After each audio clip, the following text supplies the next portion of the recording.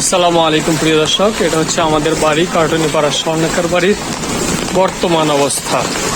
কালকে রাতের প্রায় 10টা বাজেও আমি এখান দিয়ে চলাচল করছিলাম, তখন পানি ছিল পুরো নিচে, পানি পায়ে লাগতো না। আর এখন এখানে পানি আছে টাকনু পর্যন্ত পানি, সামনের দিকে হাঁটুর চেয়েও উপরে পানি। হায় হায় রে, সবগুলো পুকুরের কি অবস্থা! কত বড় একটা পুকুর! এই পুকুরের সমস্ত মাছ এখান দিয়ে চলে যাচ্ছে। এই যে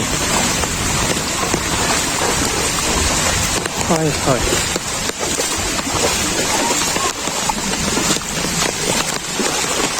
আশিক, এ আকাশ, এর বসবাস করতেছি। আমাদের সামনে কিভাবে বাঁচবো আমরা বলতে পারছি না। যেভাবে আমাদের বাসায় ডেলা ডেলা সব ঢুকে গেছে, বুঝছেন ভাই। এখন কি করবো, কিছু করার নেই। আমাদের সহায়তা না করে আর কেউ না। বিকাশ নম্বর বলে দিব? হ্যাঁ, ব্যবসা সময়ের মতো বিকাশ নম্বর দিয়ে দিব। না না, আমরা এগুলা দরকার নেই।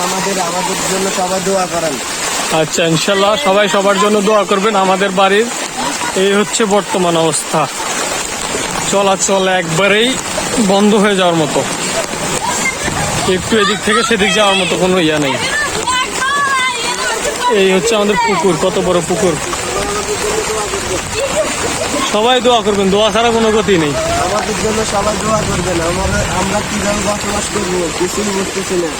হ্যাঁ, দেশে বিদেশে যে যেখানে যে অবস্থায় আছেন সবাই আমাদের জন্য দোয়া করেন। আল্লাহ যাতে আমাদের এই কঠিন সময়টাকে সুন্দরভাবে পার করতে সাহায্য করে। রমেশ, তুই মাছ ধরস কেন?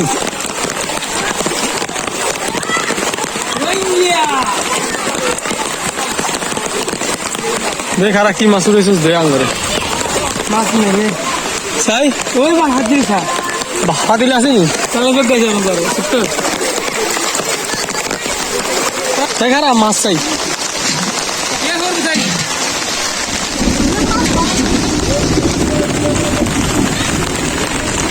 কিরে, এই মাছ দিয়ে তো তরকারি হইতো না। হ্যাঁ,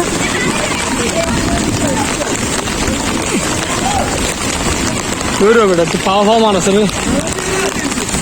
এনে এই জায়গাতে আমরা বসি আর কি।